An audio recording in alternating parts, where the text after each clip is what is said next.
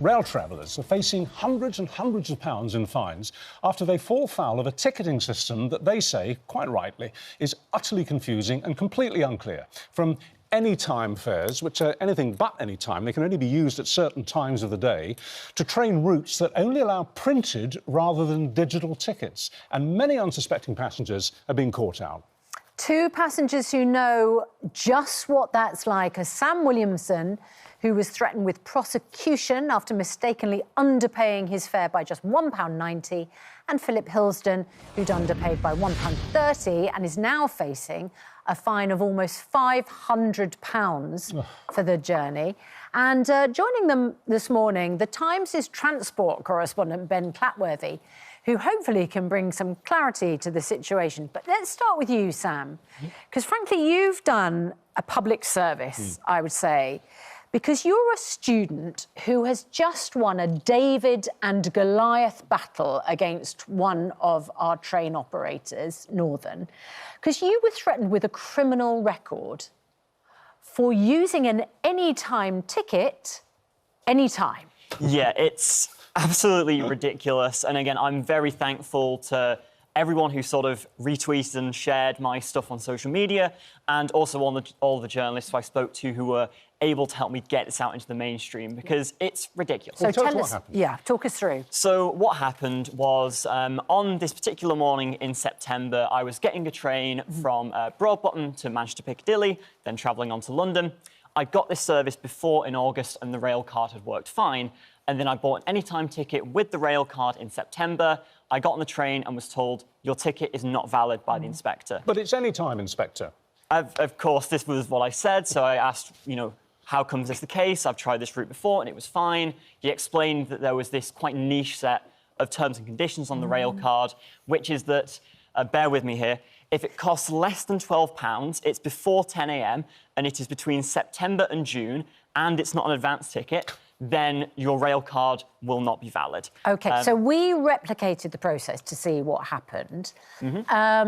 So you went through this process when purchasing your rail ticket. Using the app, we put in the details for the very same journey with the same rail card discount. Your rail card is a 16 to 25. Right. And we generated the same anytime ticket. But I don't know if you can read on screen, at no point during the entire process does the app say it is not a valid ticket or make it clear that you need a minimum fare of £12 for the discount to apply. No. Nowhere. So where are these terms and conditions, which means you can't use an anytime ticket before 10 a.m. with your rail card unless it's July and August? So these particular terms and conditions are tucked away on the 16 to 25 rail card website. Wow. Did you read all those terms and conditions when you bought your rail card? When I got my rail to blame then. I got my rail card over 4 years ago when I first started with my student bank account. But look, you said to this guy, this inspector, OK, fine, bang to rights, sorry, my mistake, I'll pay up. How much more? Yep. Not a case of that, sir. I'm going to have to report this. Absolutely. Again, at the time, I offered to buy a new ticket, pay the difference, whatever it took to just solve it in the here and now. I was going down to London. I had my driving theory test that afternoon, ironically enough. I kind of just didn't want anything more to think about. And then, obviously, a month later down the line, I get this letter from Northern saying about potential prosecution, and that's where the social media stuff started. And you went online, you went onto Twitter, and this is where it caught my attention and the attention of so many other people in the same boat, wondering whether this is legal, reasonable, ethical. Philip Hilston, you're an IT worker there, and where are you this morning? Let's see. Prescott. Right. This must be a familiar story, because what happened to you? Yeah, so I was on my way into the office on 7:30 in the morning, back in January this was, and yeah, I got my ticket like I usually use. The ticket inspectors scan it all the time, so I wasn't even thinking that it would be the wrong ticket, obviously any time they return. And then this particular inspector came and checked my ticket and asked for my rail card, which I obviously gave to him, like I've given to many people before. Yeah, then he informed me that the ticket wasn't valid because I'd had my rail card applied to it. And obviously, yeah, suggested that maybe I'll just pay for the full ticket, but he wasn't having any of it. So what happened to you was that you actually thought that the whole thing might go away, and you moved house, didn't you? So you didn't get the letters from Northern basically telling you they were after you. Exactly, yeah. I spoke to, when I was speaking with the inspector, he suggested that it wasn't going to be a fine. They would just send a questionnaire to the house. And obviously I wasn't expecting to get a letter about a fine, so I completely forgot about it. I've moved house twice since. So yeah, it's just very strange. So you've got £460 fine. Nearly 500 quid fine. But there's a baby on the way, isn't there? £460 could be better spent elsewhere. Oh, definitely. Yeah, definitely. It's a lot of added stress at this period of time, yeah. So Philip, what are you doing? Because we know in the case of Sam, Northern have said they're not going to take it any further. You are dealing with them as well. What have they said to you? You've got to pay £460 or what? Yeah, so I found out that they actually took me to court, obviously without me knowing, in September, late September. And in my absence, I was found guilty. So now I have to go through that process to appeal the court decision, get a new date set, and then we'll take it from there. Well, let's hope that they back down as they did with our guest here. Let's come to Ben Clapworthy, the Times transport correspondent. I mean, if this is justice, I'm a banana. Oh, this is maddening, and the fact of the matter is that this is just the tip of the iceberg. And actually, you know, there are people every day getting caught out for innocent mistakes at the same time that at stations up and down the country, people are hopping over barriers and not paying any fare whatsoever. Well, surely that's the point. I mean, I thought that to be convicted or fined for committing a criminal offence, you have to prove intent.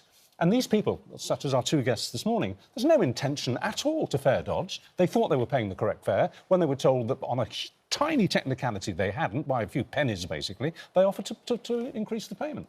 Absolutely, and the thing is as well, these days with bank accounts, with apps and so on, people can look back and see your purchasing history as well. If they really wanted to prove that this is an innocent mistake, they could do so, but instead they choose not to. And actually the same with the people that take the trains every day and don't pay for them. Ben, I just want to put to you that a Northern Train spokesman says everyone has a duty to buy a valid ticket, adding they'll work with the industry and the Department for Transport with the aim to simplify ticketing for customers.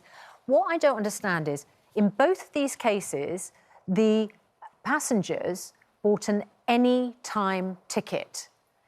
Surely that means that there's a contract with the rail company that you can travel at any time. You would think so, and that's where the terms, because as Sam said here, it's buried on the 16 to 25 railcard website. We were just looking at the terms and conditions a minute ago, and it's so complicated that, you know, particularly for a 16-year-old, you wouldn't know what you would buy. It shouldn't be called an anytime ticket, because anytime, that's the offer is an anytime ticket, and I've accepted it. There are 55 million different tickets combinations on our railway. There are 9 types of rail Couldn't card. you get them on the trade's description?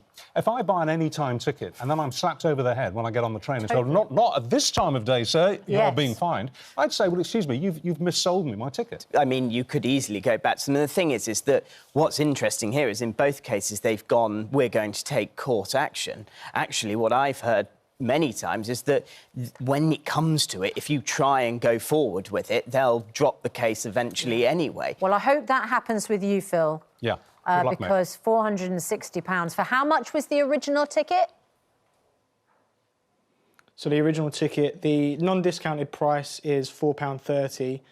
The discount price that I paid was £3. So that's £1.30 sort of difference, which is about 350 times. The fine is 350 times the amount that I actually saved. Absolutely outrageous. Yeah. Absolutely outrageous. Good luck with your appeal. I can't see it failing. I really, especially after what's happened here. Yeah. And thank you. Sam, thank you all very much indeed. Thank you so much. As I say, public service, and you've made everyone much more aware. Did you pass your driving theory test, by the way? I did indeed. Yay! So you'll be driving now rather than getting the train? Well, got to get a test, and there's a bit of a backlog, but... Oh, yeah, that's a whole other issue, isn't it? Yeah, OK. Good luck. All right, Great to see you. Thank you so much, Ben. Thank you.